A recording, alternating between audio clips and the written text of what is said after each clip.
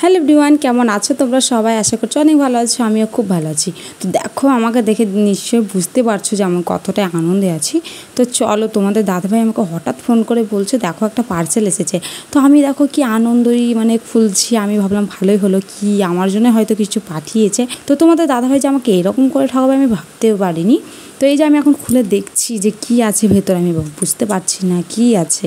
তো চলো আমি এখন খুলবো, আমার ভীষণ আনন্দ লাগছে। তো দেখো, আমি খুলতে খুলতে ভাবছিলাম যে এর মধ্যে কি থাকতে পারে।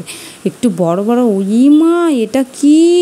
আমি তো এটা খুলে অবাক হয়ে গেছি। ইমা, তোমাদের দাদা ভাইয়ের জুতো!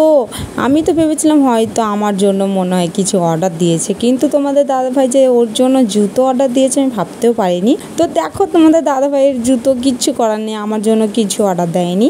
তো চলো, আর একটা আছে। আমি হয়তো ভেবেছিলাম এটা হয়তো আমার জুতো, এটাও দেখছি তোমাদের দাদা ভাইয়ের জুতো। তো কিছু করার নেই, দুটো ওর জন্য অর্ডার দিয়েছে, কিছু করার নেই আমার।